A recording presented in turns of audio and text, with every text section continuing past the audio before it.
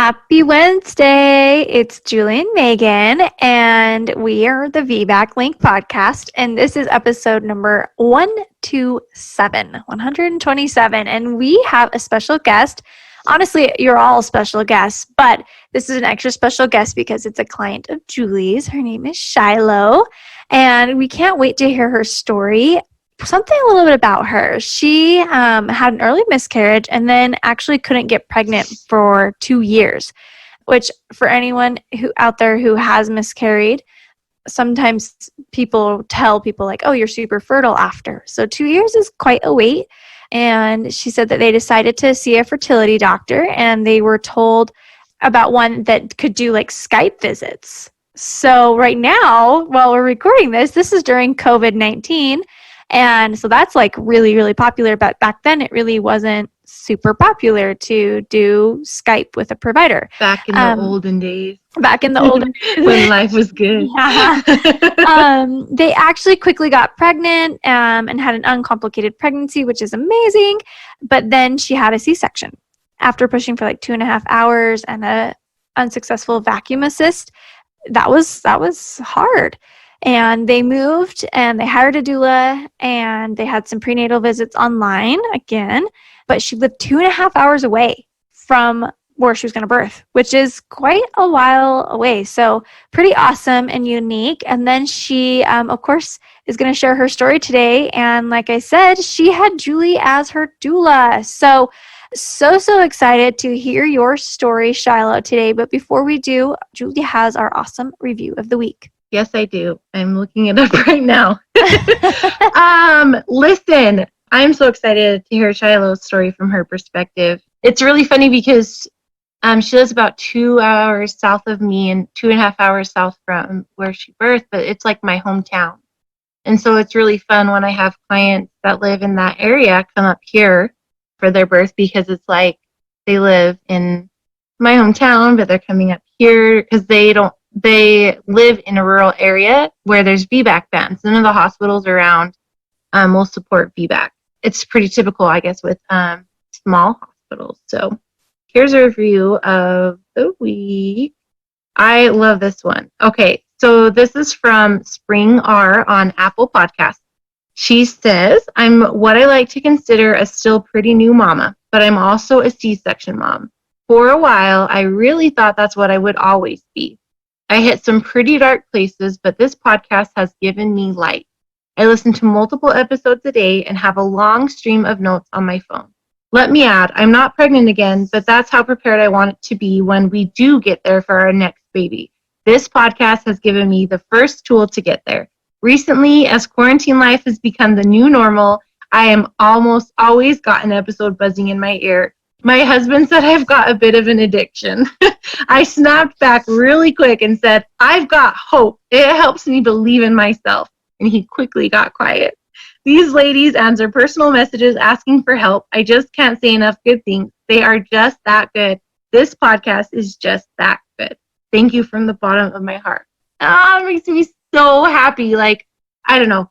A good review just always puts a smile on my face. Like when we get them in, I have like a weekly roundup we get in our email box of how our podcast is performing and any reviews that come in. And every time I see these glowing reviews, I like smile so big. It just makes my heart happy. And I know it makes Megan's heart happy as well. It sure does. You are tuned in to the VBAC Link podcast with Julie Francom and Megan Heaton, VBAC moms, doulas, and educators here to help you get inspired for birth after having a C-section. Together, they have created a robust VBAC preparation course along with this uplifting podcast for women who are preparing for their VBAC. Although these episodes are VBAC specific, they encourage all expectant moms to listen and educate themselves on how to avoid a cesarean from the get-go. The purpose of this podcast is to educate and inform. It is not meant to replace advice from any other qualified medical professional. Here are your hosts, Julie and Megan. Do you want a VBAC but don't know where to start? It's easy to feel like we need to figure it all out on our own. That's what we used to do, and it was the loneliest, most ineffective thing we have ever done. That's why Megan and I created our signature course, How to VBAC, the ultimate preparation course for parents that you can find at thevbaclink.com. It is the most comprehensive VBAC preparation course in the world, perfectly packaged in an online self-paced video course. Together, Megan and I have helped over 800 parents get the birth that they wanted, and we are ready to help you too. Head on over to thevbaclink.com to find out more and sign up today. That's thevbaclink.com. See you there. Well, let's get into your story, Shiloh. I also love to hear when we have our own clients share stories. I love to hear like the personal, like their side, because like Julie, like, you know, and I share about stories. And so I love to hear the story from your point of view. So let's turn the time over to you. Okay, so we got married, and a couple years later, we started trying to have kids, but like you said, we got pregnant, but then we miscarried early on. Kept trying, but then couldn't get pregnant for 2 years after that, and we were talking to some friends, and they told us about this fertility clinic in Utah that does Skype calls with patients. So they would do blood work and ultrasounds locally, and they would be sent down there for them to read. And at the time, we were living in small town Montana, and fertility doctors were at least 2 hours away from us. So it was a good option for us to try this. So we meet with the doctor via Skype, and we only did this twice, and we were able to figure out what was going on and did a few minor things to fix it. And then 2 months later, we got our positive pregnancy test, and we were thrilled. That is so cool. Like, that's really cool. It really is. You can do that over Skype and like not even have to see them, and then they help you and you get pregnant. I just think that just blows my mind. It's really incredible. We were lucky that it was a quick, easy fixes. So the pregnancy itself was pretty straightforward. We went to an 8-week dating ultrasound. We saw the baby and heard the heartbeat, and it was such a relief after the miscarriage and 2 years of trying. I had the typical morning sickness and was tired the first trimester, but then started feeling a lot better the second trimester. And then at our anatomy scan, we found out we were having a boy. And then third trimester, we took a 6-week hospital birth class with the labor and delivery nurses. I was planning on going without pain meds, and a C-section was not on my radar. At 39 weeks, I was 1 centimeter dilated and decided to have my membrane stripped. And that night, I had some contractions and thought it might have been labor, but then I woke up the next day and it was nothing. So that Saturday, my mom came to town, and she really wanted to see one of her grandkids be born, and we passed the time by going on a lot of walks and finishing up a few last-minute things before the baby came. By Wednesday, I was feeling pretty tired and done, and I had my 40-week appointment that afternoon. My husband picked me up, and we went to the office, and when I got there, the nurse and doctor commented that they watched me walk in and noticed my belly had dropped. She asked me how I was doing, and I started crying because I was so over the pregnancy. I just wanted to meet the baby. She checked me, and I was at 4 centimeters, and we decided to try stripping my membranes again. She did a really good job, and it hurt really bad. And then I pretty much begged for an induction because I just wanted to meet the baby, and I was feeling done. That was not part of my original plan because I wanted labor to start on its own, but I was so desperate, and so she scheduled one for Friday. So my dad had also come to town that night, and we had dinner, and we were hanging out, and I started to feel contractions around 9 p.m. I started timing them at 10, and they were about 3 minutes apart. I didn't go to bed until 11 o'clock, and then at 2 o'clock, I woke up, and they were more intense, and I couldn't sleep through them any longer. So I woke up my husband and told him what was going on. He gave me a blessing, and then I woke up my mom. I tried to eat, but I didn't have an appetite. So I called the hospital and told them we were coming in. We drove there, and my mom followed us, and on the way had some more contractions that were getting hard to manage. When we got to the hospital, somebody was waiting at the ER entrance to take us up to labor and delivery. We got to the labor room at 3 in the morning, and I was 7 centimeters dilated, 100% effaced, and baby at a -3 station. I decided to labor in the tub for a bit, and a little while later our doctor came in and asked if I wanted my water broken, and I declined. and I was having some really bad back labor that the tub was helping me with. But then I got out of the tub and tried the yoga ball and standing by the bed with Dustin and my mom helping with counter pressure. I ate some popsicles and drank lots of water, and we decided to break my water at about 5:30 in the morning when I was at 8 centimeters and the baby had dropped to 0 station. When they broke my water, there was dark meconium in it, and my back labor really intensified. About an hour later, I started to feel a lot of pressure, and I kept laboring in different positions. And then around 8 a.m., I really felt like pushing. I was checked, and I was totally complete. I tried pushing in lots of positions, like kneeling over the head of the bed with the bed up, squatting with the squat bar, pulling on a sheet with the squat bar. And an hour later, I just got really tired, and so I started pushing on my back. I had a little bit of fentanyl to take the edge off, but it just made me feel more tired, and I started to doze off during each contraction. Eventually, his heart rate started dropping into the 80s during pushing and was slow to recover, so I had oxygen between pushes. The doctor tried to turn him with their hands because he was ROA, and at some point they even did a catheter to empty my bladder. I'd been pushing about 2 hours when we decided to try a vacuum. They put it on his head, and his heart rate dropped between 40 and 60. The nurse quickly turned me to my side, and he recovered. But with the vacuum, he moved down a little bit, but as soon as the contraction was over, he moved back up. He just would not get past my pubic bone. They only tried the vacuum once, and the doctor said I could try pushing for another half hour, or we could just do a C-section. And I figured with all that had happened, what would be the point of pushing for longer when we really hadn't made any progress in the last hour? So I had pushed for about 2.5 hours before we decided that a C-section was what was best. So once that was decided, everything went really quick. I got a shot of something to stop my contractions. My dad even drove up to the hospital and gave me a quick hug and a kiss on the forehead, and my parents left. They got my husband's scrubs, and off we went downstairs to the operating room. I didn't really feel anything except for some tugging. I was pretty out of it, though, and even said to Dustin, I'm just going to close my eyes. And it happened a lot faster than I thought, and before I knew it, I heard a cry. Yep, and immediately perked up, and I saw him over the sheet, and I said to Dustin, that's our baby, and he was born at 11:34 in the morning. So they took him over and checked him because of all the meconium, and my husband got us down by the warmer to meet him. Then they quickly brought him over and laid him on my chest. They didn't even put a diaper on him, and he pooped on me in the operating room. So we went to recovery, and my labor nurse, who's also an IBCLC, came in, and we tried to really use the golden hour to get him to latch and start breastfeeding. Then I went up to our room, and it was fun because my parents were both already there waiting for us. A little bit later, we finally did his measurements, and he was 8 pounds, 2 ounces, 21 inches long with a 13.5-inch head.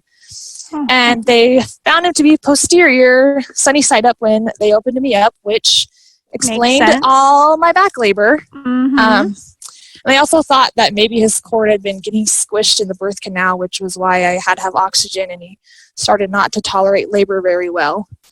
He had a bruise on his head from the vacuum, and every time I accidentally bumped it, he would cry. It was so sad.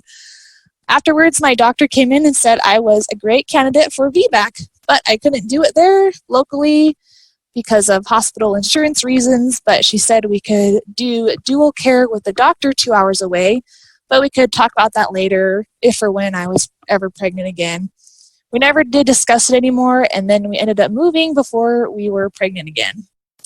My recovery from the C-section was okay. I was pretty sore and had a hard time doing normal things, especially trying to pick up the baby in the middle of the night. But I also spent a lot of time sitting and laying around and knew I did not want to have another C-section for our next birth because there was no way I could take care of a toddler and a newborn and recover from all of it.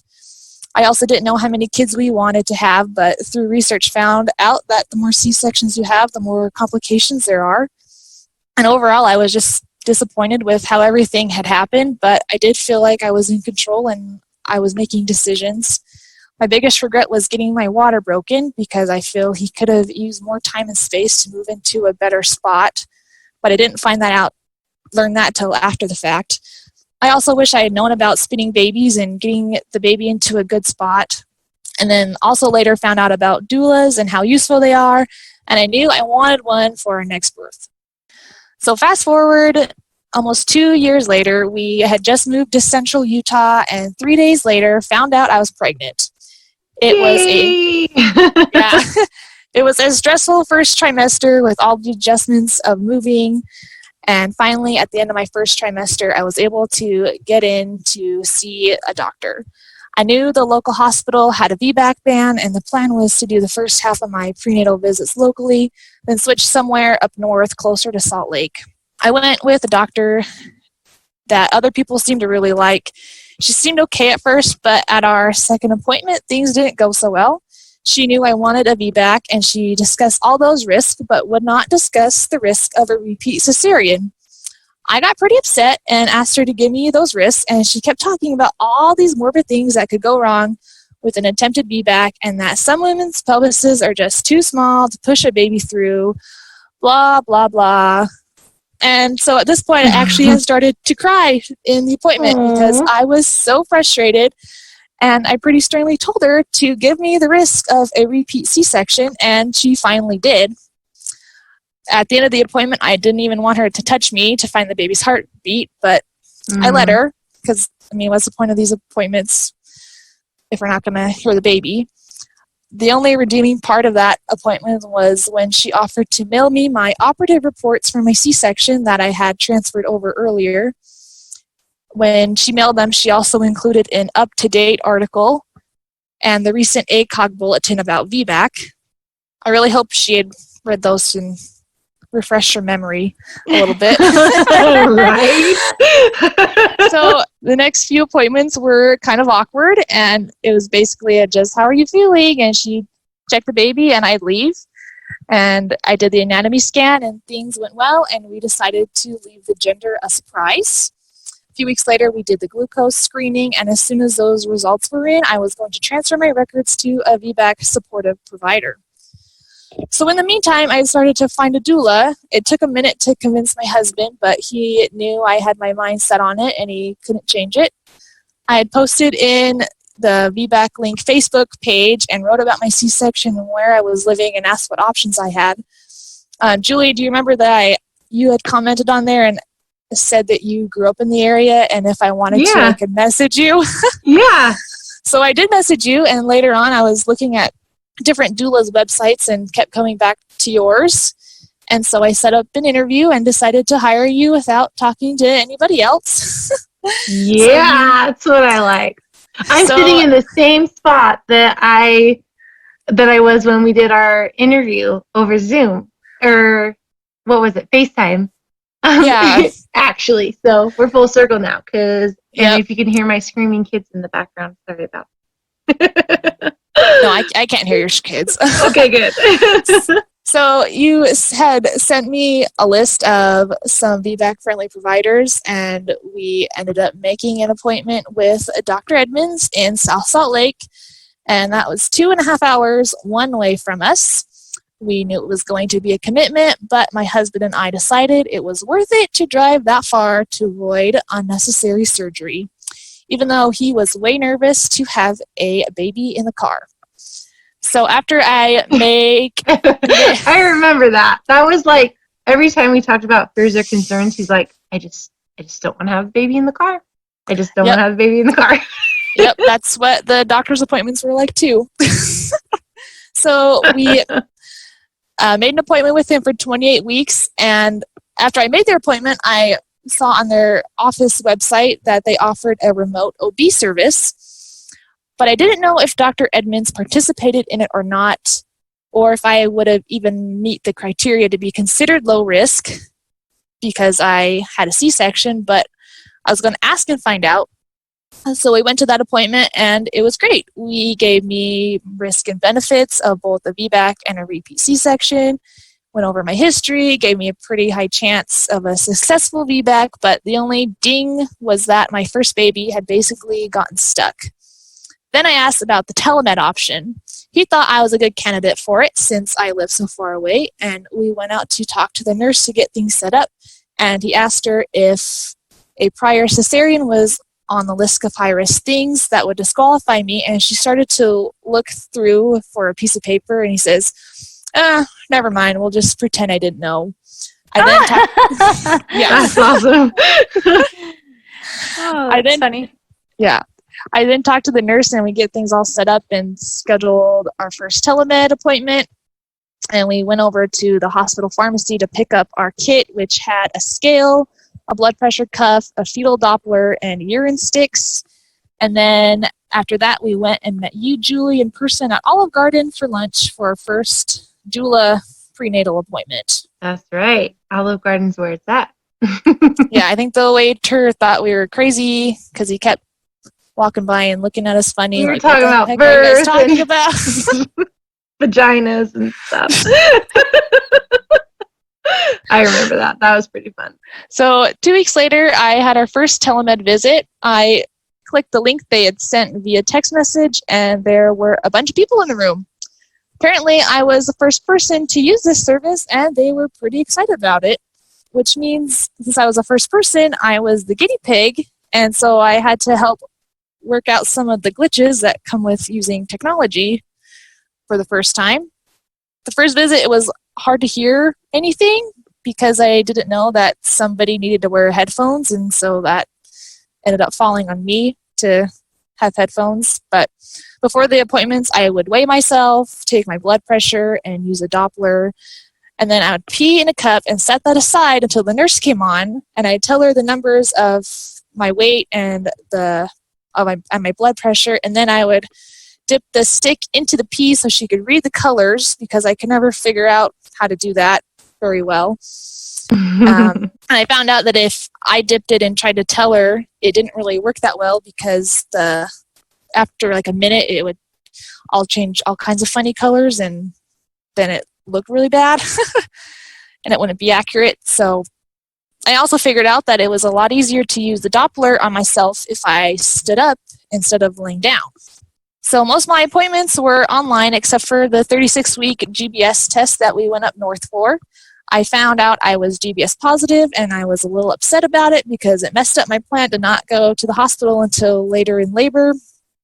I had called Julie, and we worked through some scenarios, and I read an evidence-based birth article, talked to my doctor and my husband, and I decided to get the antibiotics, mostly so I would not be pressured into staying longer at the hospital after the baby was born. So my next few appointments were online until 39 weeks when I was seen in person from then on. That was a Monday. I decided to get checked since we lived so far away and had a few contractions a week before that I thought might have been labor. So I was almost 3 centimeters dilated and 60% effaced. So things were happening. I declined a membrane sweep, and since I wasn't having contractions and wasn't super dilated, we decided it was probably safe to go home. Halloween was that Thursday, and we took our son trick-or-treating. I had some contractions that night, but figured I just wore myself out and didn't drink enough water. I used my big yoga ball to do some hip circles and then laid over it with my knees on the ground. I was hoping I wasn't in labor because I was so tired, but the bounce ball, as my husband always called it, helped them fizzle out. Then Friday I woke up and nothing was going on, so I decided it was best to just rest that day. And then Saturday morning, one day before my due date, at 5:15 in the morning, I woke up to go pee. I felt what I thought was Braxton Hicks. Then 2 minutes later, I felt another one. I got some water to drink and started timing them, and they were every 2 minutes apart, and that got me a little nervous. I got on my knees and kneeled over my recliner, hoping they'd stop or slow down, and I quickly realized these were real, but was in a little bit of denial that labor would start so suddenly. I went back to bed and laid down for a few more minutes. We had a 2.5-hour drive, so timing them was important. I didn't want to leave too soon for a false alarm or have them slow down, but of course we didn't want to leave too late, that I'm having intense contractions in the car or going through transition, or have a roadside baby, which was my husband's worst fear. My husband had started to wake up and he knew something was going on. Contractions had slowed down to 3 minutes apart, and they were getting pretty hard to ignore. At 5:45, we decided to leave. I had my husband give me a blessing, and he started to get things ready to go. I had a list taped on the wall of all the last-minute things to grab, and he started putting them in the car, but most of our stuff was already there. Our bags were in the trunk, and I had a towel laid down in the back seat just in case my water broke. Our 2-year-old had woken up because he heard us up and going, so we got him dressed and ready for the day. I got myself dressed in clothes I had set aside to wear on the drive up. I even wore Depends because if my water broke, I wanted it somewhat contained. By 6:15, we had left town and told some family members what was going on. I then called Julie to tell you what was happening, and I had a contraction on the phone, and you asked if I was okay. And I said, yeah, it's just hard to talk through these. We stopped at a gas station about an hour from our house to go to the bathroom and get Dustin some caffeine. And a little while later, we dropped off our oldest. Labor in the car was hard, but not totally impossible. I was in the back seat leaning forward, or else turned around on my knees to the back of the car.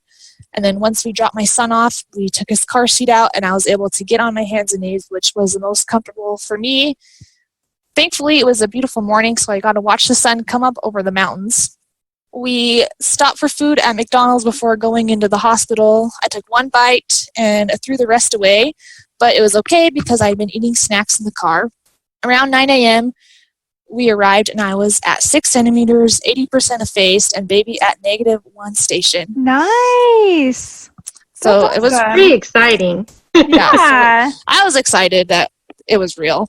Yeah. Our nurse was okay, and she told us she had been a labor and delivery nurse longer than I'd been alive. And then when we told her we were going for a VBAC, she lectured me that I wasn't a VBAC, only a TOLAC. Her name wasn't Feedback. Gayleen, was it? No. Oh, I was going to say Gayleen. Megan, we don't call people out on the podcast. No, I love her. No, sorry, but I okay. love her. But she said that to my client, like, "Oh, honey, I've been a labor and delivery nurse before you were even born." Like, so I was just wondering if that was her. No, it was somebody else. Oh, okay. I'm not saying her name. Only Wait, was there a bad thing? No, well, yeah. Oh, she said you were a TOLAC. Is that what you were saying when I interrupted you? She said I was a VBAC, only TOLAC, because a VBAC is after the baby was born. Oh. So she was just a matter of fact. Yeah. Mm-hmm. Yes. And then she asked me if Dr. Edmonds was okay with this VBAC, and I said, yes. Yeah. But in my head, I'm like, why would we drive so far if he wasn't? Julie, then you got there about a half hour later, and the first thing we said to you was that we weren't sure about this nurse, and you told us to just wait and give her a chance. So she came back in and was able to hook me up to the wireless monitors that the other nurses had a hard time with, so she kind of redeemed herself there. We started the first round of the IV antibiotics for my GBS, and I labored standing up and on the birth ball and a little bit on the toilet because I kept having to pee. But every contraction I had counter pressure from either you, Julie, or my husband. So then around noon, our nurse came back and started asking about cervical checks, but I kept trying to stall and put them off. I ate some Jell-O for lunch, and our nurse gave us leftover Halloween candy to eat. And then I got another round of antibiotics at 1 o'clock. But before our nurse went on her lunch break, she introduced us to a different nurse that would take over for the hour she was gone. And this new nurse had the same name as my grandma that had passed away. And we had names for both genders picked out, and the girl's middle name was going to be the same as my grandma's middle name. So when she came in, I was so sure it was a sign that we were having a girl, and at the same time felt like my grandma was in the room with us. So that was kind of cool, part of labor. Yeah, I remember that. So around 2 p.m., I finally consented to another cervical check, and I was at a 7, 100% effaced, and a -1 station with a bulging water bag. And I said out loud, I've been here for 5 hours, and I've only dilated 1 centimeter. I was so devastated. Mm-hmm. And that's when Julie saved the day. You suggested we try something different, but it would be really intense, and you didn't like to use it, but it should be really effective. And so I agreed. It was called Walter's technique, spinning babies thing. I laid down on my back at the foot of the bed. My butt was hanging off the end, and you raised the bed up as high as it would go so my feet were dangling. You put an arm under the small of my back, and I stayed like that for 3 contractions. It hurt so bad. I hated you. It was the worst part of labor. I'm sorry. But then contractions really ramped up in intensity. I was so worn out though, so I laid on my side with a peanut ball for a couple minutes to try to catch my breath. And then you suggested I get out of bed and try squatting, so I did that for a couple more contractions. But then for the millionth time during labor, I had to pee. So I went to use the bathroom and started to have contraction. My husband was kneeling in front of me, doing counter pressure on my knees. All of a sudden, my water broke like a bucket into the toilet, and my husband yelled a profanity. I remember that moment so good. I was I'm like, not going to say what, so you don't have to mark this explicit, but it starts with a sh and rhymes with hit. yeah. So with my hospital gown, That was the best. And my water broke. I was outside the bathroom. Yep. If my hospital gown hadn't been down near my shins, he would have been soaked with amniotic fluid and toilet water. And yeah, you were standing outside the door because you thought I sounded a little pushy, and you heard all of this happen. And so you fling open the door and asked if my water had broken. And then I said yes. And then you opened the door to the hallway and yelled at the nurse that my water had in fact broken. So she comes running in and asks what color it was. And so I turn around and check, and it was clear. And then you both calmly but very urgently were like, "Okay, Shiloh, let's get out of the bathroom." And you helped me both Toilet quickly. baby. Yeah, you don't want a bathroom, a toilet baby. So you got me out of the bathroom and helped me change into another gown because it was wet, and I hated feeling the wet gown on me. And I was so worn out and just wanted to lay down. So I got back into bed with a peanut ball, and then I really started to feel pushy. The nurse put a heating pad on my back, and I just tried to rest. And I was so done, and that was about 3:45. So the nurse told me to blow out with contractions to try to keep me from pushing. She checks, and I'm at a 10, and I was ready to go. And she called the doctor, and he was about 10 minutes out. And that was a really, very long 10 minutes. Everyone was starting to get a little antsy/excited. And then finally, Dr. Edmonds gets there, and I could feel the energy in the room just calm down. So he had me sit up, sort of reclined with the bed raised up instead of laying on my side, which was totally fine by me because there was no way I was getting up or out of that bed at that point to push in any other position besides laying down. So he checked me and said I was at a +2 station and that the baby was positioned good. He said I would not be having a C-section, but I was so into my little Laborland head and did not even respond when he said that. I had another contraction and pushed a little bit, and then Julie, you said a very doula thing. "Shiloh, did you hear Dr. Edmonds? You aren't going to have a C-section." And so I just kind of had nodded, said okay. Between pushing contractions, he told us that the hair was light and talked about who was going to announce the gender, and that was my husband's job. I even got to touch the baby's head before crowning. I felt like a ridge and was very soft, not at all what I was expecting. Finally, I had one big push to get the head out, and then a small break and 2 more small pushes for each of the shoulders. The baby came out, and my husband was totally ready and called out, "It's a boy!" And I'm like, "A boy?" I was so convinced that we were having a girl because of the nurse's name from earlier, but was still so happy. He was put straight on my chest for skin to skin. My husband started bawling his eyes out, and I was just relieved that I really did push the baby out. After a few minutes, I cut the cord because my husband didn't want to, and our baby was 8 pounds, 5 ounces, 20.5 inches long, with a 13.4-inch head. He arrived at 4:54 p.m. after almost 12 hours of labor and 30 minutes of actively pushing, almost 2.5 years after my C-section. I had a first-degree tear that needed a few stitches, but recovery was nothing like a C-section. I was pretty much up and moving like normal the next day. So was this baby's head bigger than the other one? Because I remember it was like, what did you say it was? It was slightly smaller, like barely smaller. Slightly smaller, okay. But pretty much the same size. Yeah, and almost the same pound, right? Yeah, like just 3 ounces more. Just goes to show, like, what position can truly do during labor. You know, yes. like an LP baby, and I don't mean this like rude, but like a lack of knowledge of like what to do to get a baby in a better position, or like a provider with the lack of skill to check a position. You know what I mean?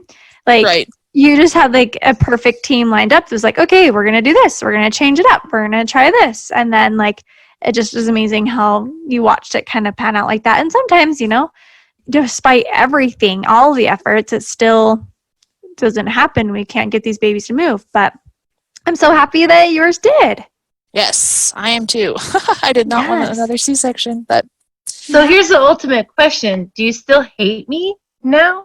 no, I don't hate you. I only hated you when you made me lay on my back during contractions. Yeah. But that worked.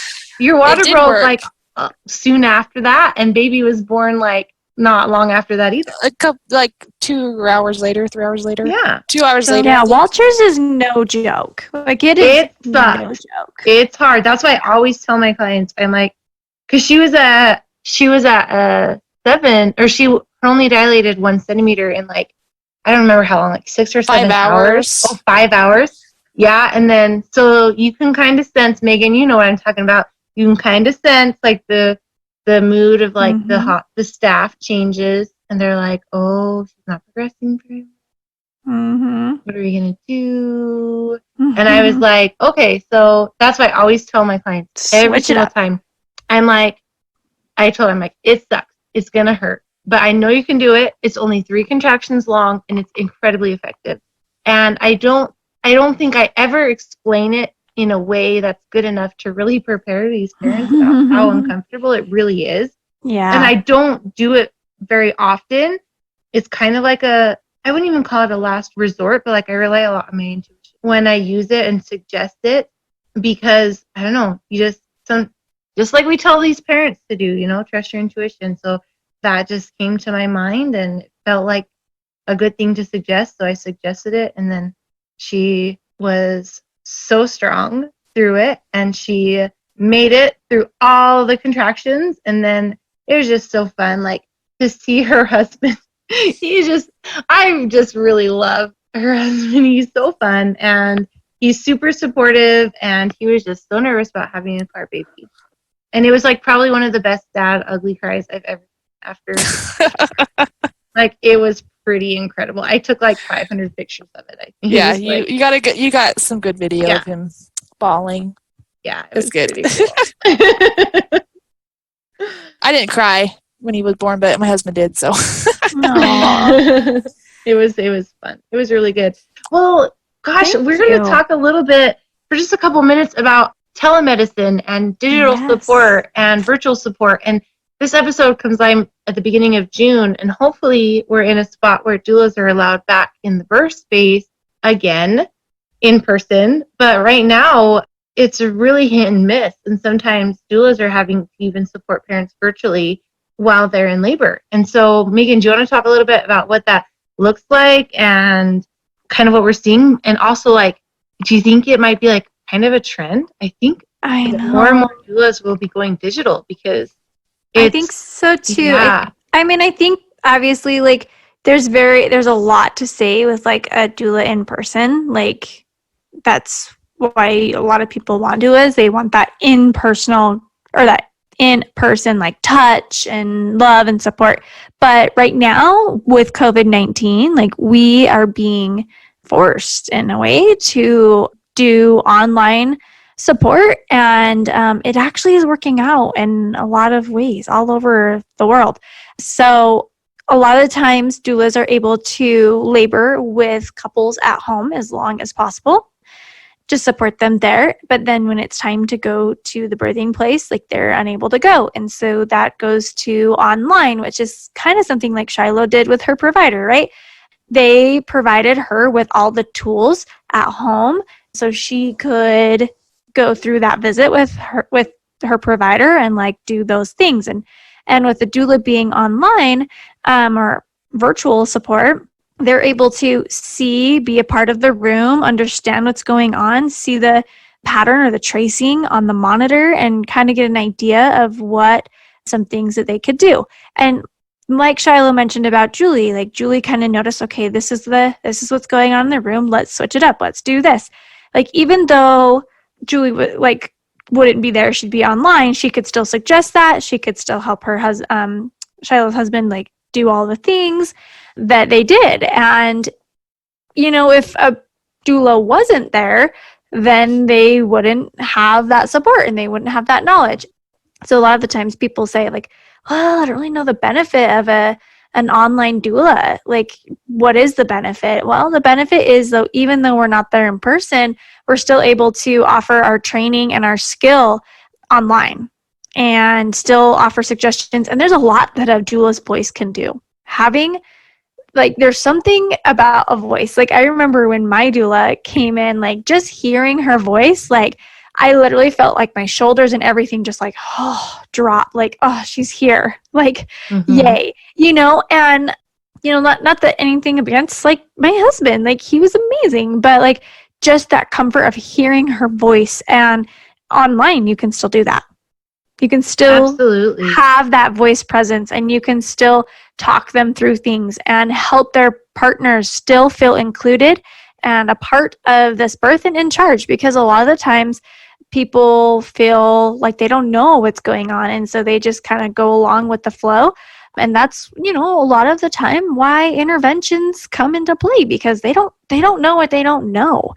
And so having a doula still be there online or virtually, or even available via text, like 24/7 or whatever, however long that labor is, like it's still very, very beneficial to have that support and those troubleshoots. So yeah, I mean, I've seen it be effective. I've been forced into it as well. And I say forced because, I mean, that's the only option we had, right?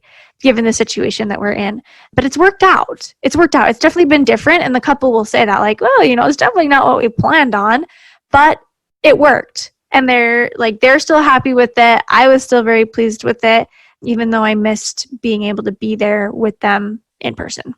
Yeah, and I think something important to point out, I was on a webinar a couple weeks ago with a doula that always does digital support. Like, she's been doing digital support for years with parents. And one of the things that she brought up is there was a survey that somebody published sometime. I honestly don't even remember. I'll have to go back and look through my notes.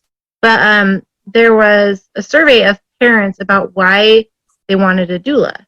And the parent answers were all mostly pretty similar, and that was that they wanted somebody that had experience to help them know what options they had.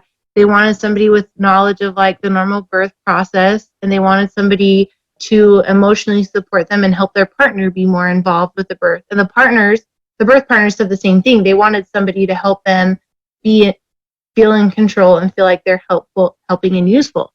And guess what?